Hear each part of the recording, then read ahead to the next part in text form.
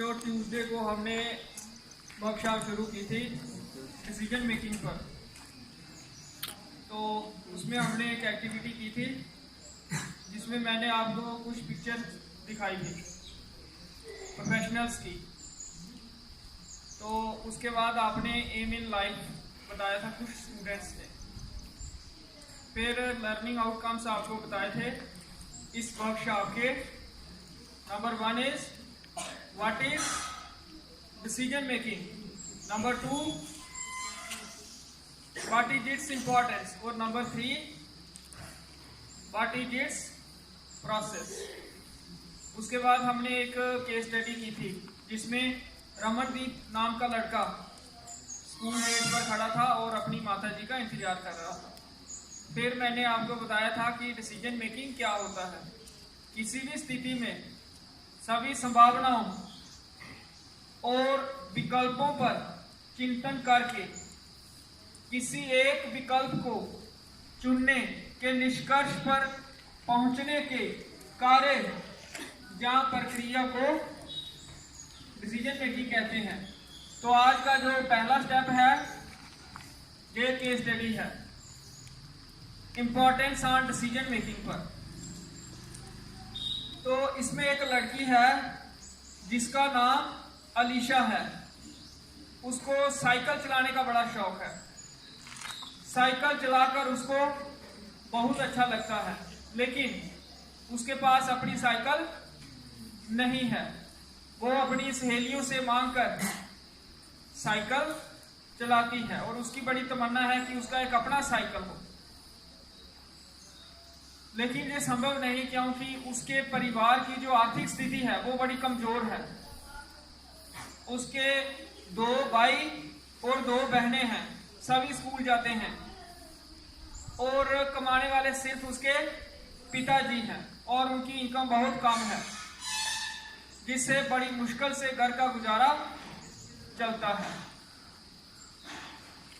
उसके पेरेंट्स को ये चिंता रहती है कि जे अपनी सहेली का साइकिल चलाती है, अगर साइकिल खराब हो गया तो रिपेयर कौन कराएगा। और इसलिए वो कभी कभी अलीशा को समझाते हैं कि अपनी सहेली का साइकिल ना चलाया करो।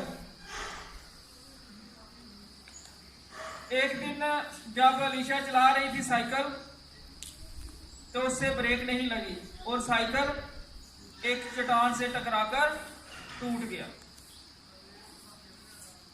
अलीशा रो रही थी, सिर्फ इसलिए नहीं कि उसको चोट लगी थी, इसलिए भी कि अब उसकी सहेली का साइकिल ठीक कौन कराएगा। तो ये सिचुएशन है। अब आपको आंसर देना है। सबसे पहला क्वेश्चन है, क्या अलीशा का अपनी सहेली का साइकिल मांगकर चलाने का डिसीजन सही था? दोबारा सुन लो क्वेश्चन, सुनो फिर आंसर दे पाओगे। क्या अलीशा का अपनी सहेली का साइकिल चलाने का डिसीजन सही था? कौन आएगा वॉलंटियर इसका आंसर देने? आ जाओ जल्दी, शाबाश।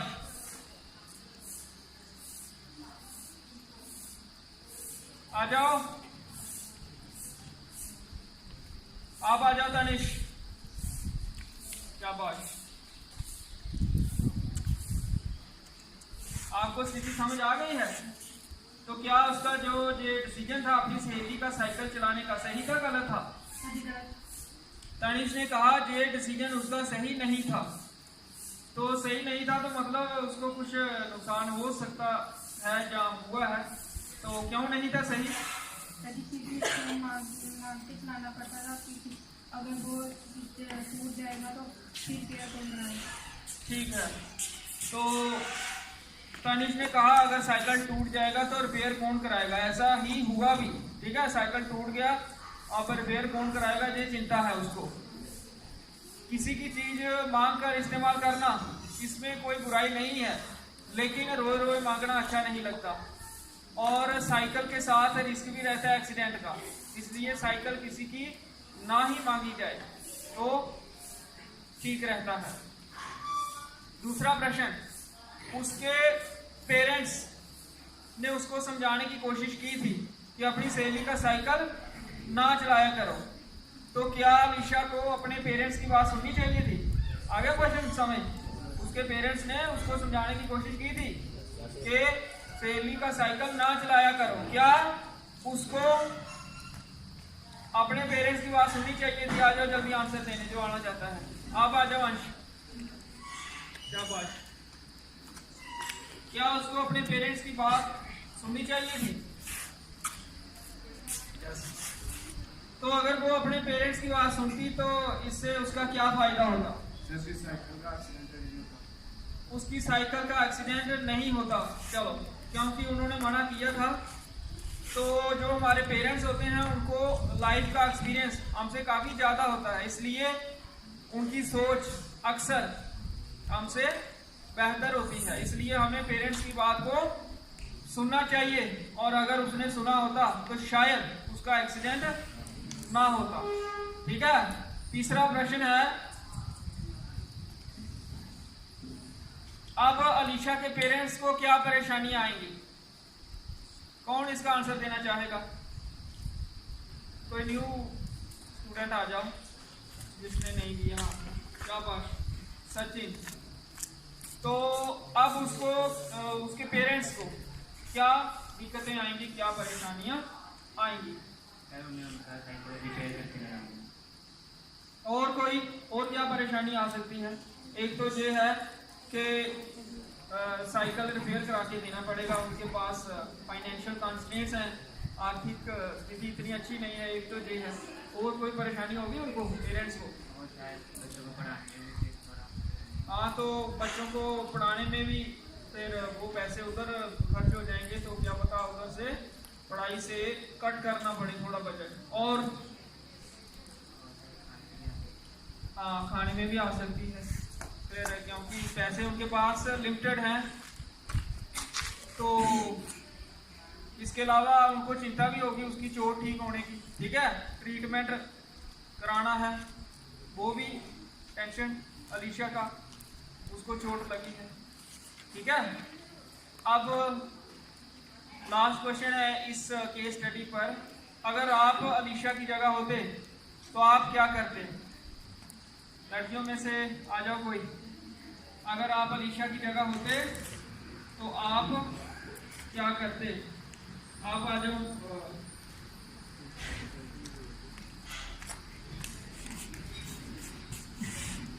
अगर आप अलीशा की जगह होते तो आप क्या करते?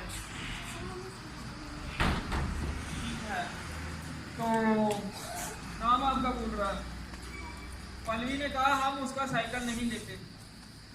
तो अगर मैं अलीशा की जगह होता, मैं भी शायद नहीं लेता उसका साइकिल। अगर लेता तो फिर मैं कहीं ऐसी जगह चलाता जहां एक्सीडेंट का खतरा कम होता, ग्राउंड पे। ठीक है। तो अब नेक्स्ट स्टेप है कि डिसीजन मेकिंग के प्रोसेस में जो स्टेप्स होते हैं वो क्या है? Systematic process of decision making. तो डिसीजन मेकिंग का जो सबसे पहला स्टेप है वो है अंडरस्टैंड द प्रॉब्लम। ठीक है। तो प्रॉब्लम को हमें अच्छे से समझना चाहिए, उसको हर पहलू से सोचना चाहिए, अलग अलग एंगल से देखना चाहिए। दूसरा स्टेप है identify what goals you want to achieve, कि आप क्या गोल अचीव करना चाहते हो। ठीक है। आपको ये क्लियर होना चाहिए, कोई कंफ्यूजन नहीं होना चाहिए। दूसरा स्टेप है identify what goal you want to achieve. तीसरा है लिस्ट पॉसिबल डिसीजन ऑप्शंस। जितने भी डिसीजन ऑप्शंस हैं उनकी एक लिस्ट बनानी चाहिए जिनके माध्यम से आप अपने गोल को अचीव कर सकते हो। नंबर 4 स्टेप है study positives and negatives of all decision options and then take a decision. सभी जो डिसीजन ऑप्शंस हैं उनके पक्ष विपक्ष, लाभ हानियां स्टडी करनी चाहिए और फिर एक डिसीजन लेना चाहिए। और फिर 5वां स्टेप है analyse your decision and check if it it was right और रॉन्ग। डिसीजन को एनालाइज करना चाहिए कि क्या ये सही था या गलत था। ये 5 स्टेप हैं डिसीजन मेकिंग के सिस्टमेटिक प्रोसेस के। ठीक है, नंबर 1 रिपीट कर देता हूं, understand the problem. Number 2, identify what you want to achieve. Number 3, list all decision options. Number 4, study positives and negatives of all decision options and then take a decision. And last and the final step is analyze your decision and check if it was right or wrong. तो अब आज की workshop का जो last step है वो है task sheet. कापियां कितने लोगों के पास हैं? आज आप भूल गए, चलो आज सुन लो फिर, ठीक है, और कोशिश करना ये कापी पे बना लेना। वैसे ही हमने बनानी है task sheet, 2 vertical lines, 2 horizontal line, जैसे पिछली वर्कशॉप में हमने बनाई थी। पहला कॉलम में लिखना है आपने सिचुएशन, ठीक है, दूसरे कॉलम में लिखना है योर एक्शन, तीसरे कॉलम में लिखना है reason for your action. 2 situations आपको मैं दे रहा हूं, सुनो, आप बता देना, ठीक है, और क्लास में कंप्लीट कर देना। पहली सिचुएशन है, आप और आपके फ्रेंड की एक टीम है, आप बैडमिंटन खेल रहे हो डबल्स, और आपके फ्रेंड की वजह से आपकी टीम हार जाती है, ये सिचुएशन है। दूसरे कॉलम में आपने लिखना है योर एक्शन, आप क्या करोगे। तीसरे कॉलम में जो भी आप करोगे उस स्थिति में उसका कारण। समझा गई स्थिति? आप और आपके फ्रेंड की एक टीम है बैडमिंटन में, सिंगल्स भी होता है बैडमिंटन में, डबल्स भी। डबल्स में 2 प्लेयर इधर होते हैं, 2 उधर, ठीक है, 2 की टीम होती है। आपके फ्रेंड की वजह से आपकी टीम हार गई, गलती की वजह से, तो आपका क्या एक्शन होगा, कौन बताएगा? हार गई आपकी टीम, गलती आपके फ्रेंड ने की, अब आप क्या करोगे, बताओ आकर। शाबाश तरुण, आप आ जाओ।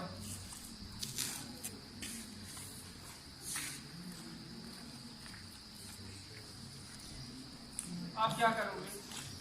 मैं उसकी गलती बताऊंगा और उसको सुधारने की कोशिश करूंगा। ओके, तरुण उसको गलती बताएगा उसको और कोशिश करेगा कि उसकी मदद की जाए, जो भी गलती की है नेक्स्ट टाइम ये गलती ना हो। तो ये आप करोगे, इसका रीजन कोई ऐसा क्यों, रीजन फॉर योर, ऐसा करने का कारण? क्योंकि हमारी टीम हार रही है, उसकी वजह से। हाँ, टीम हार रही है तो दोबारा ना हारे उसकी वजह से। चलो शाबाश, ठीक है। एक ऐसा भी किया जा सकता है, दूसरा ऐसे भी कोई कर सकता है, रिएक्ट उसको कहे कोई बात नहीं, ठीक है, आज हमारा दिन खराब था, गलती ना बताकर ऐसा उसको कहे, क्योंकि जिससे गलती होती है, जो खेलता है उसको ज़्यादा पता होता है, सबसे ज़्यादा, कि कहाँ गलती हो गई। बताने की ज़रूरत कभी कभी नहीं भी होती है, समझ जाता है प्लेयर जो खेलता है, उसको पता होता है गलती हो गई, और ये गलतियाँ सबसे होती हैं, ठीक है। कोई भी खिलाड़ी होगा, ऐसा तो है नहीं कभी कोई टीम आती नहीं। हमारी जो इंडियन क्रिकेट टीम है वो भी कभी कभी बांग्लादेश से हार जाती है, ठीक है ना।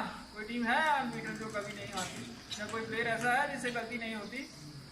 तो जब भी ऐसा हो हमें प्लेयर को यही कहना चाहिए, कभी कभी उसको बताना भी पड़ता है, तो कभी कभी हम उसको ऐसे भी कह सकते हैं कोई बात नहीं, आज दिन खराब था तो हो जाता है, ठीक है। दूसरी स्थिति है, आपका क्लास टेस्ट चल रहा है, आपको कोई क्वेश्चन पूछ रहा है, आपका फ्रेंड आपको कहता है मेरी आंसर शीट से कॉपी करो, ये स्थिति समझिए। आपका क्लास टेस्ट चल रहा है, आपको कोई क्वेश्चन पूछ रहा है, आपका फ्रेंड कह रहा है मेरी आंसर शीट से कॉपी करो। आपने दूसरे कॉलम में लिखना है योर एक्शन, आप क्या करोगे। तीसरे में जो भी आपने किया उसका कारण। कौन आएगा? सुमन, रुकम, समझ आ गई आपको? तो आपका क्लास टेस्ट चल रहा है, आपको कोई क्वेश्चन भूल रहा है, आपके फ्रेंड को पता चल गया कि इसको नहीं आ रहा है, वो आपको ऑफर करता है कि ये लो मेरी आंसर शीट, यहाँ से कॉपी कर लो, तो आप क्या करोगे उसके लिए? सर कॉपी नहीं करूँगी। तो सुमन कॉपी नहीं करेगी। तो रीजन फॉर योर एक्शन, ये जो एक्शन कॉपी नहीं करेगी, इसका रीजन?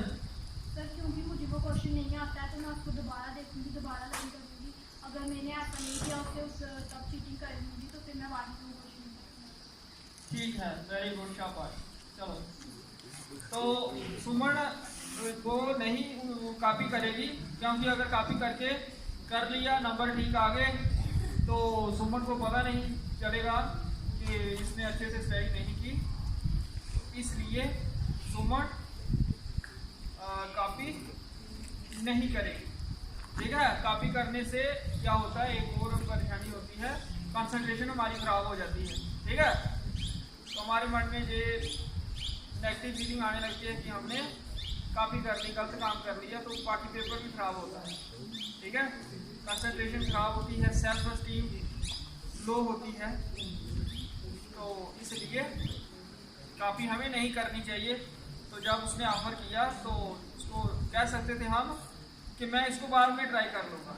ठीक है, अब उसने कहा है फ्रेंड ने, तो उसको भी कोई हमें ज़्यादा इगोइस्टिक होकर आंसर नहीं देना चाहिए कि मुझे आता है या मैं नहीं देखती। ठीक है, उसकी अपनी सोच है, वो आपकी हेल्प करना चाह रहा है, लेकिन आपने अपना देखना है कि मैं बाद में इसको ट्राई कर सकती हूँ, इससे हो सकता है मुझे बाकी क्वेश्चन भी भूल जाएँ, तो इसलिए कॉपी नहीं करनी चाहिए। तो ये वर्कशॉप ख़त्म हुई। अब कोई क्वेश्चन आंसर इस टॉपिक पे, डिसीजन मेकिंग पे अगर आप कुछ पूछ सकते हो तो यू वेलकम। बाकी आपने बहुत ही अच्छे डिसिप्लिन में रह के ये तीसरी वर्कशॉप भी कंप्लीट की, क्विकली आपने रिस्पॉन्ड किया। धन्यवाद।